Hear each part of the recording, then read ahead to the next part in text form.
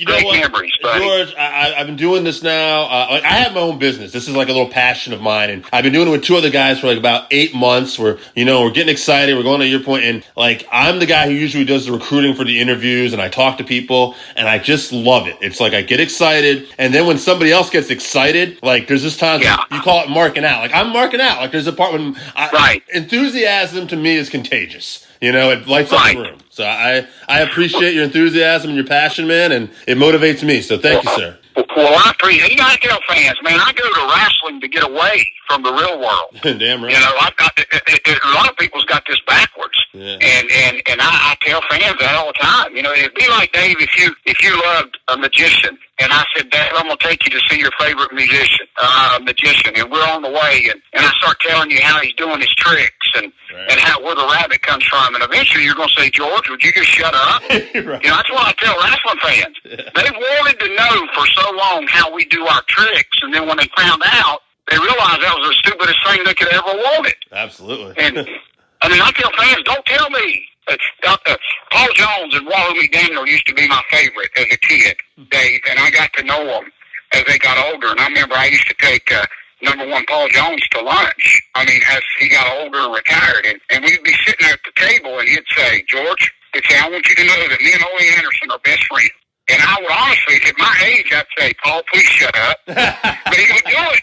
He would do it to get me mad. He'd say, oh, no, we used to beat the crap out of each other and then go have a beer together. And literally, I didn't want to hear that. Right. Ain't that silly? I would say, no, Paul, you hate Ole. And Ole hates you. Paul, leave me alone. Let me do this. I'm going to leave you there at this restaurant, Paul, if you don't shut up. But I don't ever want to lose that. To me, Wahoo McDaniel and Ric Flair will always hate each other. It will always be, Ricky Stingler and Ric Flair will never be sitting at the same table signing autographs in my mind. Right. Because it's just, and I tell fans, quit trying to overthink all this and seriously, just eat a bag of popcorn and cheer the good guy and boo the bad guy. Hey, George, I'll share a story with you. I don't know if you ever heard this story. I thought it was great. Ricky Steamboat was doing some interview, and he told a story that he was feuding with Flair, and he saw Flair at a gas station, and there were a bunch of fans there. And he purposely went up to Rick, I guess. He said, hey, if you ever do that again tonight, I'm going to kill you right where you stand, I swear. And I guess Rick called him up. He's like, did we have heat? And he's like, nah, the fans were there. I just wanted to put on a show. I thought that was the greatest thing. I'm like, oh, I love it. I never heard that. I love that. Yeah, oh my gosh. Yeah, I think it might be on the WWE Network. One of those things. I saw it and I thought, oh man, what a treat for those fans who were there. Well, Dave, do you know before Ivan Koloff passed away that we did him and Bruno Sammartini, where we were all at this down in Florida, some big wrestling reunion, and Bruno was there. And Ivan has so much respect for Bruno, but Ivan called me over to his table. He said, would you take this picture and get Bruno to sign it? And I said, dang, Ivan. I said, the people ain't even opened the doors yet. What do you mean?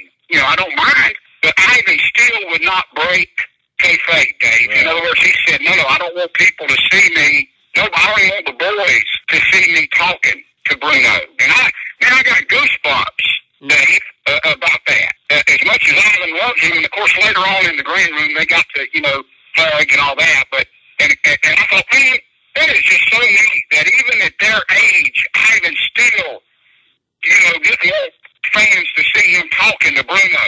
And I thought, man, that's like if you tried to tell me right now how that Wizard and the Wizard of Oz did his tricks, I'd hang up. Right. I tell people, I run kids off from my grandbaby's swimming pool because they'll be trying to tell them there's no Santa. I'm thinking, shut up and let my grandbabies be kids for a while. Sure, yeah, absolutely. But just keep that enthusiasm, Dave.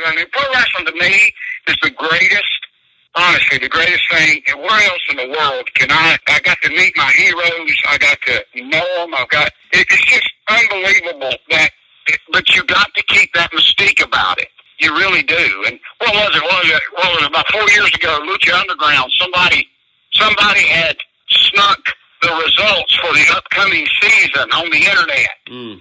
and all the fans were just dying to look at it. And I'm thinking, how stupid is a wrestling fan that would want to know a whole year's worth of results and then sit around and watch the results?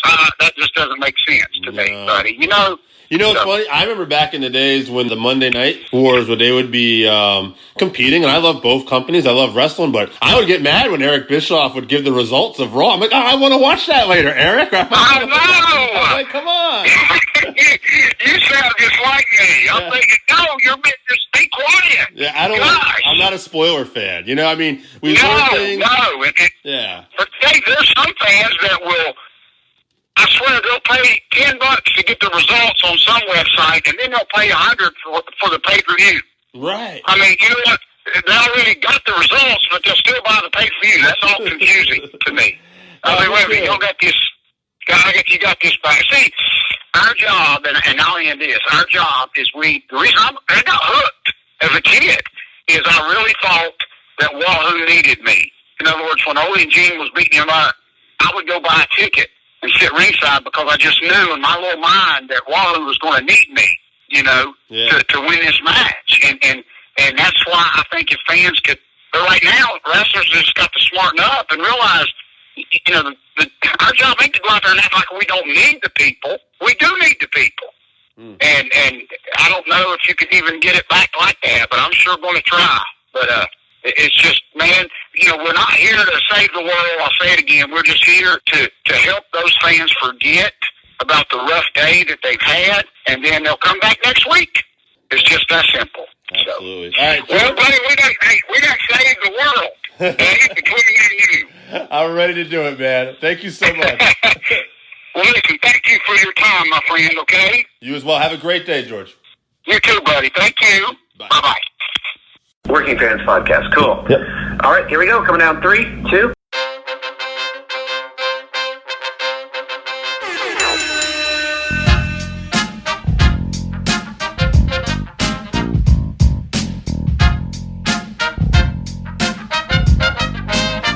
Welcome back for another week of the Working Fans Podcast. This is AJ. I'm the former wrestler. We've got Dave, the ultimate fan, here with us. As we do every week, our producer Joe likes to make us sound good and makes us look way more professional than we actually are.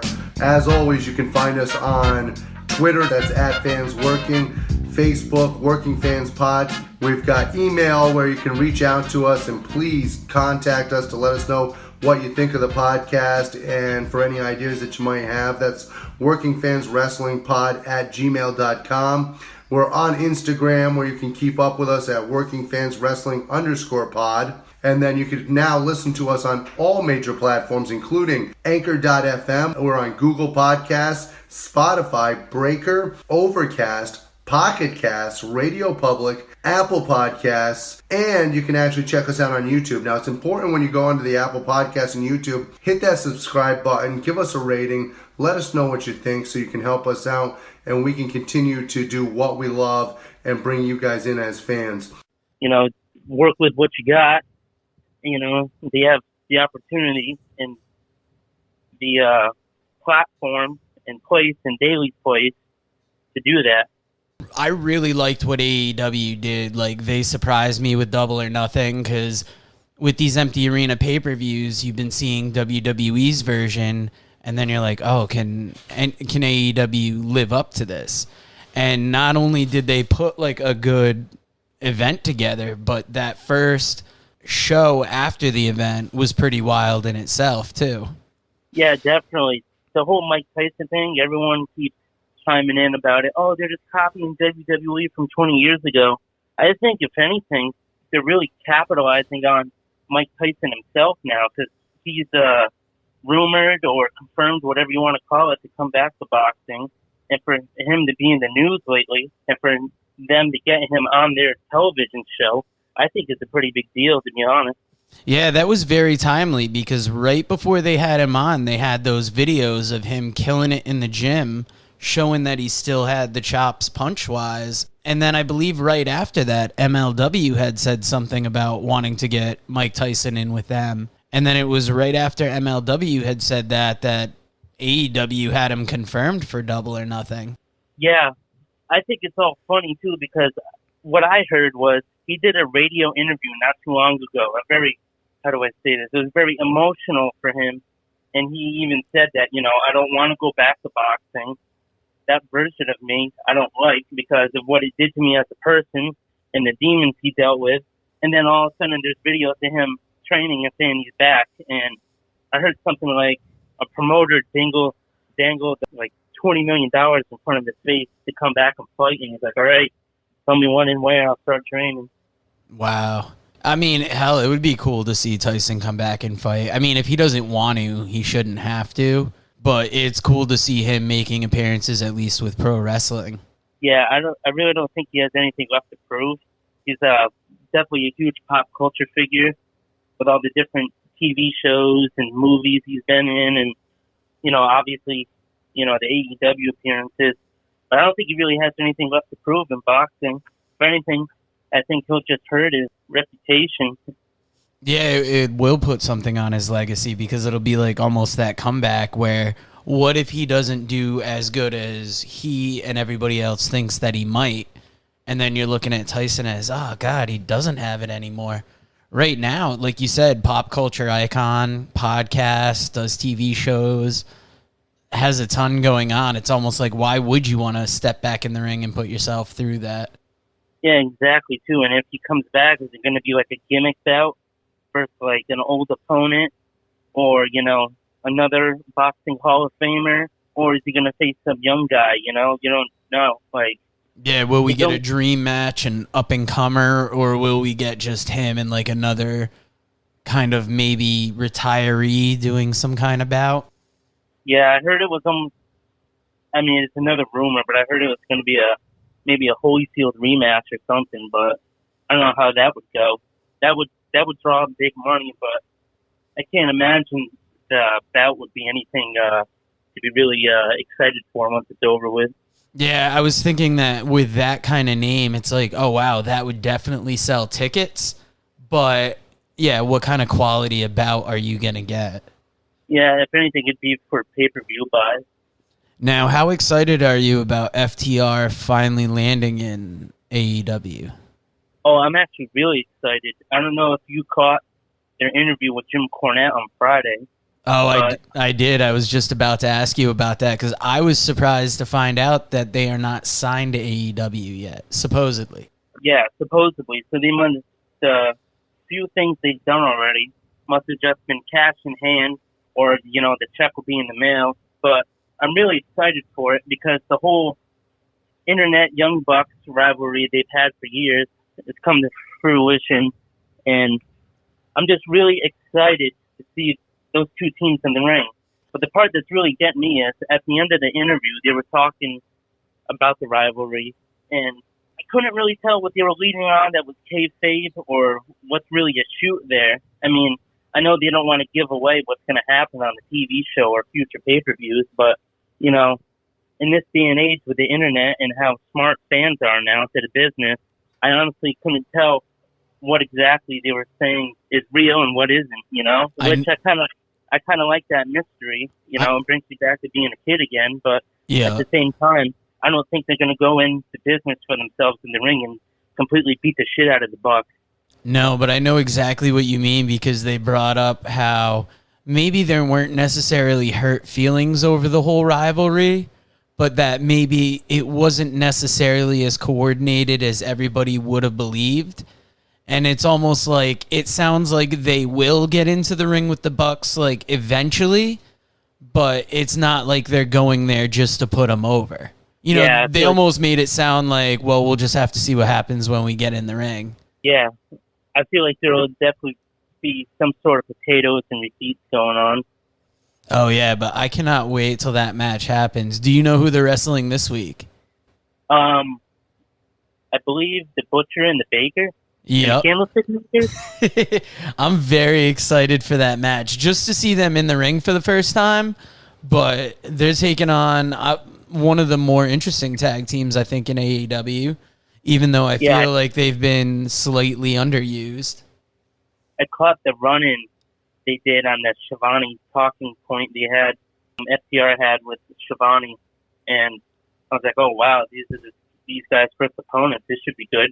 Because I feel like the Butcher and the Blade, they definitely have a sense of Southern wrestling and, old school tag team to themselves, with the look and their style. So I don't really feel like it'd be a stylist clashing sort of match. I feel like they'd complement each other. Oh, 100%. And I especially like how FTR feels about the tag team division as a whole. Like, just how they were talking about in WWE, how they didn't care necessarily about the belts. They wanted the whole division to be over. And if they're coming into AEW with that kind of mindset, and what we've been led to believe about the Bucks wanting tag team wrestling to make a comeback, I think it's an exciting pairing, and I hope they continue going forward. What I'm hoping, with that being said from you, those two teams, the Bucks and FTR, I hope that they can work together, maybe creatively, to get the whole division to a certain extent, and then they can face each other to make it even better. Oh, yeah, like build it up for like All Out next year. And just have this whole year of them making tag team after tag team after tag team. Like, they've got plenty of them in there, and that's a division I would like to see pop off. I think it's been all right, but I had higher hopes for, like, Hybrid 2, Private Party, and I feel like that Private Party's been a little underwhelming since their pay-per-view matches that they've had. Yeah. It seems like that tag tournament was the last biggest thing they did, was that win off of the Bucks. And now it's been AEW Dark. They've been popping up here and there. Mark Quinn's going for the TNT title this week. Yeah, that should be a good match with Cody. He's the better one of the team, so that should be a good match. Yeah, and I'm excited that Cody is also going to be making that open challenge going forward. That's going to keep a good amount of opponents coming in. And it was like the Cena Open Challenge where you could potentially make exactly somebody different each week. Yeah. I feel like that's definitely the route they're going with that one. All right, everybody, it's the Working Fans Podcast with the man they call Dave. And today we got a special guest on, a guy who's been wrestling since 1999, in fact. Been all over the place on a show called MTV True Life. I'm going to be a pro wrestler. And he's competed with a lot of the all-time greats. Mr. Rapid Delivery, Rory Fox. Rory, how are you, sir? I'm doing great. How are you, Dave? I'm great, Rory. Thank you. Now, you started in 1999. That you were trained by Les Thatcher? That is correct. Yeah. And how was it breaking the business with Les and that overall experience? Well, one thing, I had these lifelong aspirations of being a professional wrestler. When I started training, there was WWF, there was WCW, and ECW. So, no more options when I started. It's almost like now, there's so many options now, but just like back then. But anyway, when I started, it was a little different than when I started to finish things up 10 years later. But yeah, back in I went there in 1998. It was the summer of '98, and I did my research with Les Thatcher. I checked with other places. The ECW school, they would never return my call. I left messages at Killer Kowalski school, but Les Thatcher, he took the time to talk to me on the phone. He probably talked to me for maybe 20 minutes. He encouraged me and my dad to come out for a visit. So we drove almost, was it 8 hours out to Cincinnati to visit with Les. And he was just such a charming person. And I thought about it, like, look, he's a smaller guy like me, especially in 99. A guy 5'8". It's a real uphill battle in professional wrestling. And I looked at it, it's like this guy had wrestled for 20 years, and then he went into the announcing booth and did interviews. So it's like, this guy has got to be good. So I just had a good feeling, and I picked up everything and went from Watkins, Iowa, population 100 to Cincinnati, Ohio. And every day I learned something with Les. He was there, hands-on, in the ring with us. He was very tough. He had a lot of expectations. Very, very intelligent, very personable. That's awesome. I've only heard good things about Les, and he trained you as a wrestler, but he was an announcer as well and did other things. Did you ever get trained to do other things as well, whether it was manager, announcing, and had you had the opportunity to do some of that stuff? Well, with Les, this was the best way to do it, and all his students went through this. Like Shark Boy, Cody Hawk, who trained Dean Ambrose, John Moxley, and Eli Drake, and others. Nigel McGinnis, BJ Whitmer, when we had our training, but until we had our first match, you would be a referee. So that way, you're inside the ring with wrestlers with much more experience. And you got to listen in on them calling the spots, just how they put a match together. That was one advantage. Refereeing got you somewhat comfortable in the ring. And the great thing about Les is he had connections with Jim Cornette, and Les goes back to Smoking On Wrestling. So you could be in the ring refereeing a match between Tracy Smothers and Ricky Morton. I mean, it was such a genius way to start out. Refereeing is the best way to do it before you actually become a professional wrestler. Yeah, it makes a lot of sense too, because almost any kind of job, you almost want to get, especially with something like that, you want to get comfortable with your surroundings. And you being a referee, you're getting the in and out of the ring a little more. The better than just be jumped in there cold. And the other motivation is once you started refereeing, it's like you wanted to be a wrestler so bad after that, because you're in the ring, you're hearing the crowd, you're watching the wrestlers manipulate the crowd to get the desired reaction they're looking for. The babyface trying to get the crowd behind him, the heel trying to get everyone in the crowd upset and cursing. And then this was the same with Les as well. If you were working hard on looking like a professional wrestler, you're going to stay a referee a long time. That's the thing with Les. He'll keep you around forever. You can keep training, but, if you don't dedicate yourself to the gym, you're just going to stay a referee, because he believed not only should you be a good wrestler, you should look like a professional wrestler.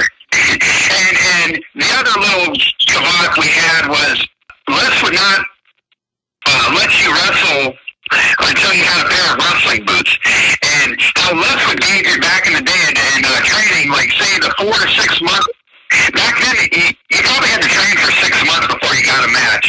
And here's what we would do, and I learned from other guys, maybe about 6 months into your training, you make that commitment to get your custom-made professional wrestling boots, and it just put a different light on you. It's like, look, Les sees this young person, like, okay, they are serious about this.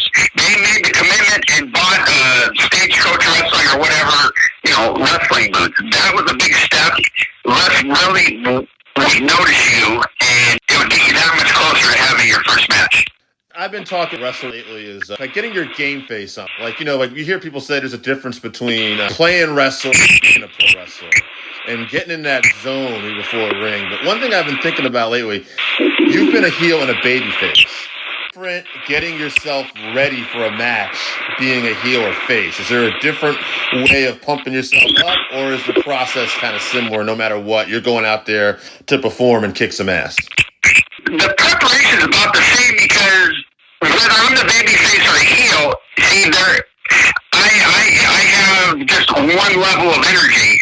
It's the same level of energy each way. The heel, as soon as I go through that curtain, I'm not going to shut my mouth. I'm going to talk trash all the way to the ring, let everyone know that I'm the best and you're lucky to see me. And I want everyone to hate me before the bell even rings. Now, when I'm the babyface, it's the same thing. I'm coming out a big ball of fire. I won't shut up. I'm so fired up. I'm ready to be out there and make all you wrestling fans happy and put on a great show. So the energy level's the same. It's just the manner that I'm going to do it that night. But yeah, the preparation's the same. Warming up, just warming yourself up, getting ready for a match. That part's so okay. Anyway. What's interesting is like right now we have a lot of empty arena matches, and I can tell by your voice too, you haven't really enjoyed them. And the thing is, I was thinking about a lot of it was like when I was younger, like, okay, well, I view things differently as a fan now. I enjoy rotation more, and rotation is missing. But like, I was thinking about this a little further, and I was curious your opinion on this. When you're at an indie, 20 people there, but you're playing to those fans. And those fans in attendance are going to have a good time because you're getting them in the show. But when you're in an empty arena and it's a TV product and you're watching at home, there's just none of that. It's just very sterile, and it's just, okay, what can we do here? Yeah, if I'm one of the wrestlers that I'm being employed and being paid by WWE or Impact Wrestling or whatever, that would make it a lot easier. But on an independent show, yeah, it's, you know, sometimes you only have 20 people there, but you can get 20 people yelling in a small building. It'll still make a lot of noise. But watching WWE, what they were doing, AEW was the first one to like bring in like the crowd participation, right, with the other wrestlers. Yeah, that made a huge difference. But those shows for WWE, it was just really tough. If you think about it, you're like watching this match, and it is so quiet. It's like you hear the air conditioners and just this dead air in the background. And I'm like, wow, it's really tough as a fan to watch that. Oh, I was going to tell you, actually, I think Rory Fox, Matt Striker, the other Matt Striker from HWA, some of us other guys, we were actually innovators of a different kind of empty wrestling. Back in 1999, it was called Cyber Fight Wrestling. And it would be in these this empty buildings. They would set up a wrestling ring and film you. And I guess online they would add in the crowd noise and everything. But yeah, we were doing empty arena wrestling 20 years ago. You guys are like some of the forefathers there. That's good. I guess it's now you'd say it was that type of custom wrestling, but we didn't know that. We just knew we paid a lot of money. We were in our wrestling gear, and we just turned matches like we were trained in school. Now, I want to ask you now, one of the things, everybody's kind of on this, but it's for a lot of wrestlers, one of the tougher aspects. What would you say was the tougher part for you to adjust to certain things? Was it cutting a promo, working up a sauna? What was the toughest thing for you? I think the promo wasn't that bad because I've been watching wrestling since I was 5 years old, so there was already certain wrestlers I emulated. So I already had kind of a cadence, how you spoke. It's just working on what you're going to say. The hardest part was for me is, pro wrestling where when they try to remember the whole match in the back. That's what I really struggled with, selling the whole match in the back, and I get out there and I'd get a couple minutes in and I'd totally forget where we were going in this match. Back in the day, I would have what they call a brain fart. It's like when we're really green, we have to put our whole matches together. We can't really calling a match was really difficult, but I would get out there and I'd have these what we call brain freezes or brain farts. And I'm like, oh God, I have no idea where I'm at. And as I became more comfortable, I focused more on my selling and the presentation and having step-by-step what move is next. And if that answers your question, I kind of rambled there for that. I have a business. I sell bread, and for a while, like I would have trouble remembering, like when I started, like what store sold what and everything. But we had so many different items to sell, but like after a while, I started to concentrate on my core items, the top sellers, and I realized they started working out better a little bit. So I get that. That makes a lot of sense. When I learned it was more about bullet points, I had a lot more success. Just have an outline of where you're going. Have your finish. And then have a few little things that you want to make sure you do in the match, but otherwise, just go with the flow, see what the crowd's buying, and work on your selling is so important because if they believe in what you're doing, you'll have them. But that going out there trying to remember a match, and the crowd sees your facials. Like Les used to say this all the time. It's all about the facials. If you're out there trying to remember what's next, you're not selling that guy punching in the stomach properly, or just all the little nuances. Yeah, that makes a lot of sense. I mean, I heard one of the best things with selling too. I don't know if it was, I heard it with Ricky Morton or Ricky Steamboat, maybe both of them, but they would try, like if they were getting beat down, to like almost make eye contact with members of the audience, like reaching out. And I was like, oh, that makes so much sense when I look back, like the passion and everything in that ring. You feel like you're a part of it almost. Yes, when I am a babyface, I have stolen some of that. The whole Ricky Morton said he'd be almost pretty much looking at someone in the crowd and saying, "Help me." And you make that eye contact with them, like you know what, that fan cheering for you right now, you kind of give them that look like, you know what, you are making a difference. Keep yelling for me, and we're going to climb this hill. Yeah. And that's a thing. Little did I know, I think it's December of 2018, I actually got to wrestle Ricky Morton in Des Moines for 3X Wrestling. That's amazing. Ricky's still going. It's funny. I had him on the pod once, and we were talking like, so this was last year, 2019. I said, I saw him wrestle twice live, and I never thought it would be in 2019. I saw him at an independent show and a New Japan show that came in Northeast. I watched Ricky in the 80s like most people, and I'm thinking like, no way I thought I'd be watching him wrestle live in 2019, but there he was. Yeah, it's just the fact that so many of these legends are still around, and they still know what to do out there to get a reaction, make it memorable to the fans. Me and my buddy we joke quite a bit about the wrestling because we've gone to shows together for like the last 25 years. And just, AWE wrestling historian, he pops up on Instagram stories every day, this date in history. And me and my buddy Jerm, we went to WCW's Great American Bash in the Quad Cities in 1998. And here's a match with Glacier, and it's like, you know, I was just a kid then, and he's just like, did you ever think you were going to have a match in what was it, 2019? Did you ever think in 2019 you'd be in a tag team match teaming with Glacier? Like, how crazy? That's fine. I was going to ask you that. I was curious because, like, you had done some enhancement work with WWE, and I was kind of curious, like, what's it like going to do enhancement work in the sense that, you know, you're there to do a job, but sometimes you're going to work with guys like Haku and stuff like that, who you probably saw when you were younger. Like, I got to imagine it's super exciting at the same time.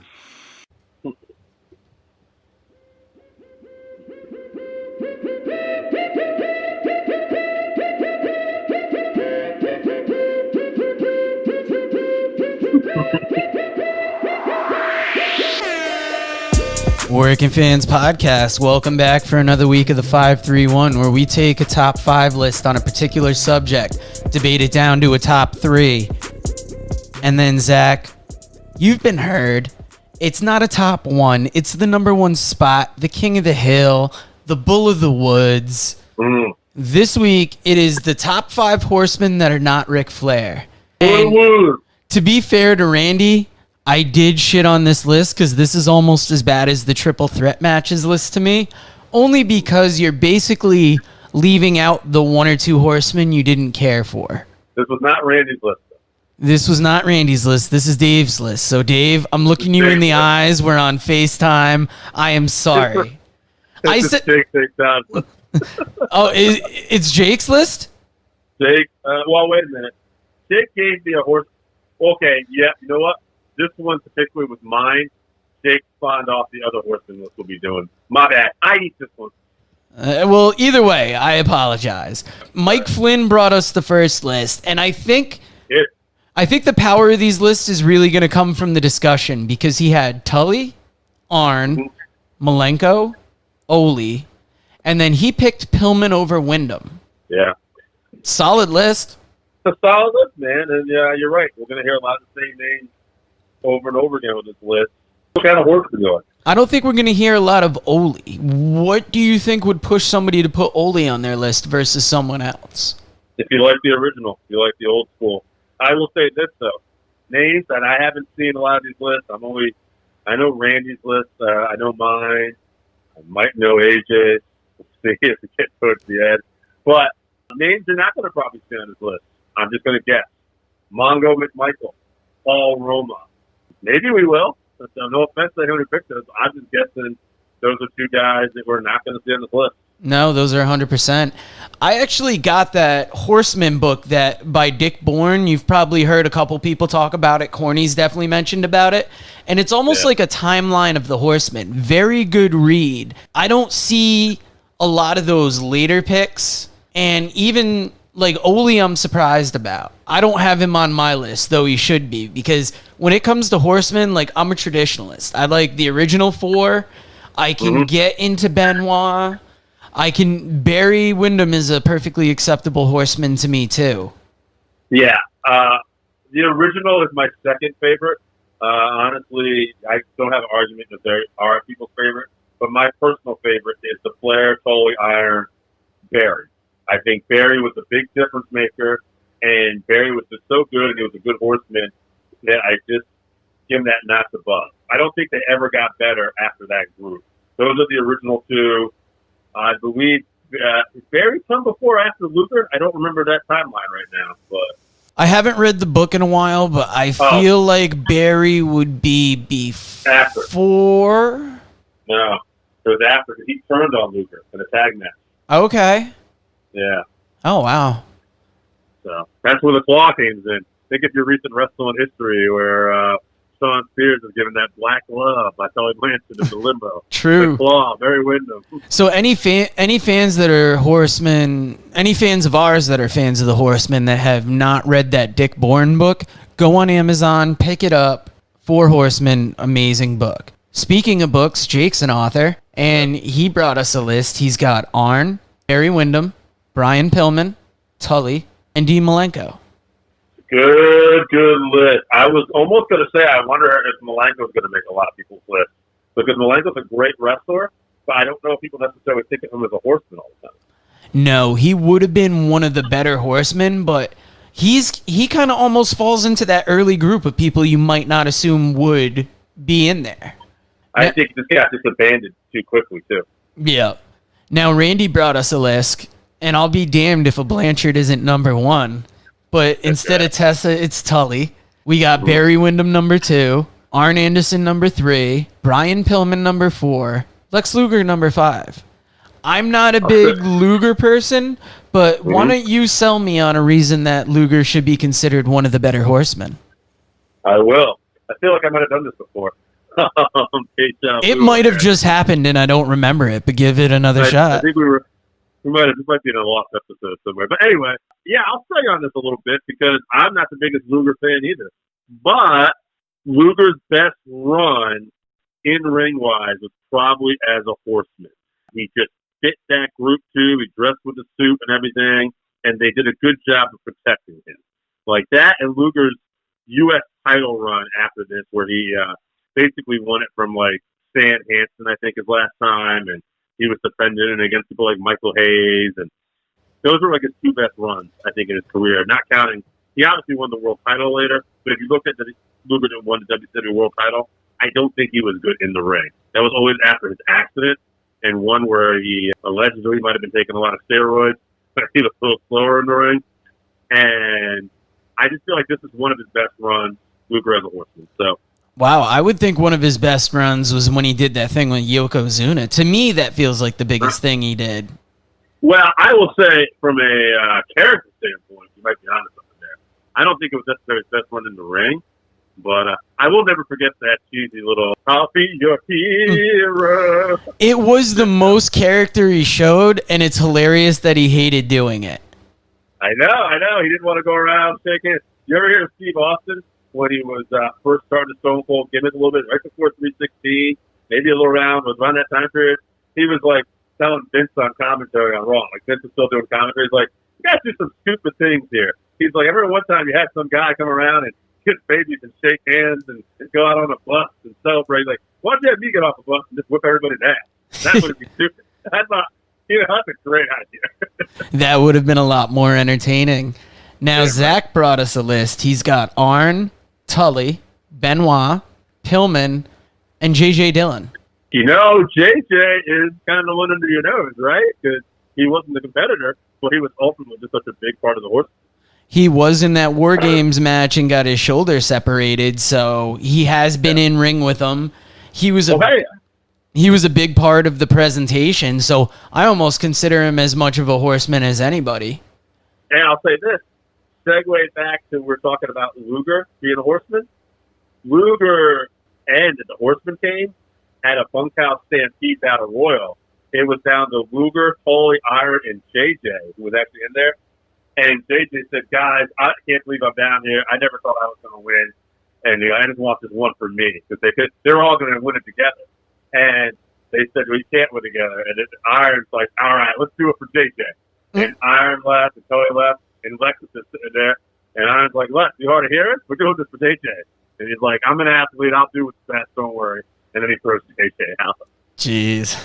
So Scott brought us a list next. He has Arn, Tully, Barry Windham. He also has J.J. Dillon and Brian Pillman. Did he mention Mr. Perfect at all? I don't know, because he had told me before that it's perfect. Oh, this is he's on a future list. Scott had told me that Mr. Perfect would have been a great horseman because he didn't count his time, because there was like that brief time Perfect was second horseman. Right. I mean, he would stuff going on behind the scenes there. he would almost fit in the same list here, but Yeah. moving on, Chris Zaha from Rockin' Randy's Rockin' Wrestling Group had Arn, Tully, Barry, Ole, and Lex. Another solid. More names. Yeah. Yeah.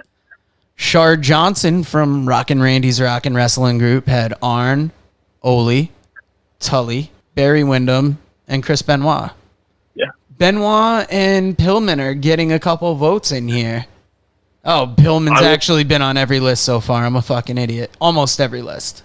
Here's the thing. Hillman and Benoit, I really wanted that horseman group to succeed. They didn't really pull the trigger on them enough. Like, I thought they were so great having Flair and Iron as kind of senior members, and then Pillman as a Benoit as like the guys coming up. Really thought they looked great as a unit together. Would have liked to see that more. That's the Horseman unit I have like the most hopes for. Like after my favorite one, I'd put that as number 2 because I just wanted it to work. I want to like them, but it's kind of they just didn't. They didn't pull the trigger and go them all the way. But I mean, if you look, Pillman's personality really started to shine in that group, and that's where the loose cannon stuff started. Yeah. Benji Fido from Rockin' Randy's Rockin' Wrestling Group had Great Arn, name. Tully, Barry Windham, Ole, and Lex. Very similar to one of the lists I feel like I've read. That's why all these lists are tough, because you're reading like the same 4 or 5 names over and over. Brian Huff, also from Rockin' Randy's Rockin' Wrestling Group, had Arn, Tully, Ole, Barry Windham, and Chris Benoit.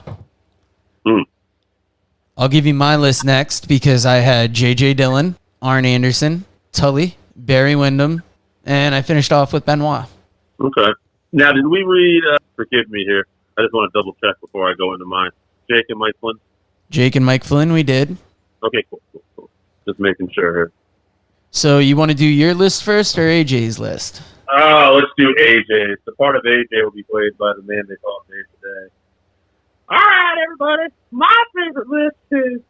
I'm just kidding. I'm not going to do that to him. I would say he would have picked the original 4 Horsemen. I don't think he... I can't remember if he got it in me in time, but he would either go with the original 4 Horsemen or he would have substituted Ole for Barry. Other than that, like, those are, like, his guys.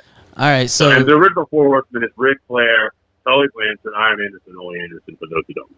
So would you put in J.J. Dillon, including that 4? Ooh. Because you got Ole, Arn, Tully. I'm going to put in Barry Windham because you mentioned him. And then I'm going to say that as much as AJ likes J.J. Dillon, he would rather have the wrestler in there. So I'm going to say AJ would. He can tear me apart from this later. I'm sorry, man. It got lost. I was trying to do the best I can on short notice. But I would say AJ wants the original 4 Horsemen in there. But fuck it. Take out Ole and put in Barry. So he would want. Oh, wait. we already have that, so you need a 5th. Right. So, yeah, Barry, Ole, Iron, Tully. Oh, yeah, JJ. 100%. That would be his horseman. I know it would be.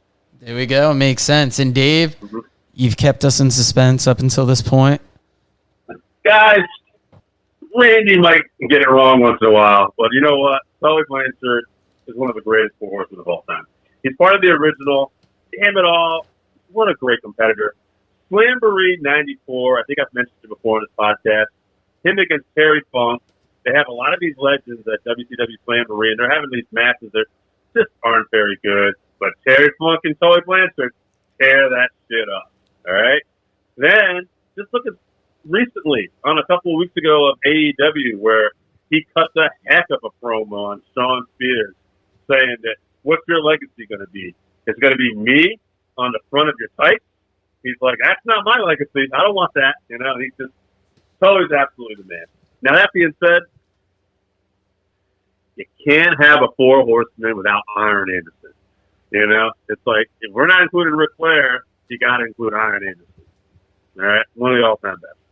Now, after that, this is when we go with the personal favorites and who I like. Barry Windham. Absolutely, like I said before, he would be on my favorite group of horsemen. And beyond that, Brian Pillman, like we talked about, I think that was where his career was really starting to take off. He made a great horseman. And a guy I didn't hear a lot on this list, but I thought, honestly, he made a great horseman. He made a great impact. Psycho Sid. Psycho Sid. Wow, that's a deep cut. This is it. I think he would have been. Now, I mean, him and Iron might not have been the best stablemates later on. They kind of had some arguments about some alcohol and scissors, but at the time, I thought he made a good horseman. Now, looking at these lists, Tully and Arn are clear winners. Who do we move on to that third spot? By the way, you know who didn't make anybody's list? Sting. Sting was actually a four horseman member temporarily for a little while. He was part of the babyface horseman. Wow. Yeah. Actually, let's quick sidebar before we move on to deciding the top three. Did you watch the newest MLW anthology this week where they highlighted the Extreme Horsemen? I started to. I got to the War Games matches this weekend. And that, I've been going through old MLW, and that is one of the earliest ruling factions with Steve Corino, C.W. Anderson, and Simon Diamond at its start. They later add Barry Windham, Windham, and Just Incredible. Oh, okay, yep. And it just awesome. But further sidebar actually. Have you heard the talk of the possible four horsemen in AEW and what they might be hinting to? I saw a picture of FTR, Sean Spears, and I'm blanking out on the other guy. Cody. And I saw that, and I was like, Iron would be like the advisor. I want to say Tully and Arn would be behind it, and I saw that graphic, and I'm like, I so hope that fucking happens. That would be, that would light the wrestling world on fire, I think. Oh, yeah. Cody as a heel, and as a heel, we could overlook that rule that he was never going to get a world title shot. So the heel would find a way around that, and then a heel. Look, man, I love Cody's work as a babyface. I feel like they jumped the gun for that Blood and Guts match. Like, now that you got the FTR in there, how do you not sign them? How do you not put them in the Blood and Guts? Yeah. Well, see what happens now. I mean, the whole world's staying hurt. So, hopefully, when they get fans back, that's when they want them to do the Blood and Guts match. And, yeah, how do you not put FTR in there now, right? So we need to figure out a third member of the 5-2-1. Though we got Iron and Tully. Yep, Barry Windham made a lot of lists. Brian Pillman made a few. Benoit, Ole, JJ. I felt like I heard Barry, Pillman, and Ole mostly on this list. Yeah. I love me some Pillman, but I feel like when you talk about the Horsemen, you're looking at Ole and Barry as far as the discussion goes. Yeah, Ole and Barry. And yeah, I'm a Barry guy. Barry had the better career. Maybe he wasn't a little, but he was just as good as a Horseman. And the tiebreaker to me is Barry would go on to be just one of the best damn wrestlers in the world. Absolutely smooth in the ring. And a crime, even though he did technically, I believe, hold the NWA World title when it was like two belts, like they had the WCW World title and the NWA World title. Yeah. Which the NWA was withdrawal, and it became the international belt, I want to say. But it's a crime that Barry wasn't like the guy in that promotion because he was just so good. Very much. So now we're down to Tully, Arn, and Barry Windham. I don't think it's a question who gets bounced right now because I'm having. Well, I mean, the argument would be right. We always argue to get this third guy in, and then we bounce them. But there's some debate here. I'm gonna argue a little bit here because let's look at these guys individually first. Career wise, to me, Barry had the bigger career. Still around. But he had a hell of a career. He had the NWA World title. He was the U.S. champion. He main evented. There's a Clash of Champions. Go back and watch it. I was checking out the other day. It was Barry Windham and Ric Flair versus the Midnight Express, where Ric Flair was the world champ, and I think Barry had the U.S. belt, and they were going after the Midnight Express. Oh, no. I think Midnight Express had just lost the belt, so Barry and Rick got the win. But anyway, it was an outstanding match. Iron Anderson is basically, to me, the guy who personified and made the TV championship back then, and also one of the greatest tag team wrestlers of all time. Tully was just man, he's still just so good to me and so underrated. And what about that I Quit match he had with Magnum TA? Still one of the best of all time. It's this big. Really, like when you talk about Ric Flair as the man, the Horseman, to me, these three are the guys, like right after that. Yep. The first person I know that we can't bounce is Arn, because he was the enforcer in the Horsemen. So besides Flair, he always had like that spot. So what would Tully's spot have been besides being Arn's partner? Yeah, I'm going to agree with you. I'm going to bounce Tully. I'm going to say that Barry had, even though, I mean, it's tough to say, right? Who was the best Horseman? Tully was involved in the original, and then this one as well, the one with Barry. So you could argue that he was the better Horseman. I'd say Barry had the better career, but man, no, Barry just meant to me just as much as a Horseman. I'm going to say Barry. I feel like the Arn and Tully, Arn had a spot as the enforcer, but their careers were kind of married in the Horsemen because they were the Horsemen, they were the Brain Busters, they were always a team. I mean, Tully did some stuff outside of the team, but I would argue Arn was maybe more the successful singles. No, I would disagree with that a little bit because Tully, besides being a TV champion, he also had the United States Championship at different times, competing with Dusty Rhodes. But here's the thing. Tully's success, that single success, and he had Baby Doll as his ballet and everything like that, was at the very early on, and even before the Horseman, and then a little after. So if you're a newer fan, and I mean, like, if you're not over 40, you might not remember that. Like, that is like, Tully was Iron, though, for longevity, ultimately kind of outlasted, a lot of these people as far as being, like, the backbone of the Four Horsemen. So at the end of the day, I mean, Tully and Iron were like an awesome team, by the way, too. The Brain Busters. I mean, come on. Oh, huge team. Yeah, so it's kind of tough to decide who moves on because, like, I'm a bigger Arn guy. We're bouncing Barry, though, right? I feel like we're bouncing Barry and we're keeping Arn. Because Barry might have had a better career, but, like, Arn was the enforcer. When he retired, he gave up his spot. So here's the deal. I'm going to agree with this. Actually, if you take Barry, Iron, and Tully, I don't think Iron he had a great career, but we're talking A+, A-, where Iron was, we'll say, A-, Tully was an A, Barry was an A+. But if we're talking about who was the man in the Four Horsemen that wasn't Ric Flair, then Barry's an A-, Tully's an A, and Iron Anderson is A+. Because Iron Anderson defined being that enforcer of the Four Horsemen. Yeah, and Dave, I mean, you know what that music means, bud. I think we've made a decision, and Arn is our pick for the top person besides Flair, who was the best horseman. What's causing all this? What's causing all this? Boom. Guys, we got an awesome interview. You got George South again this week. We got Rory Fox. We got big things cooking. Thanks for joining us.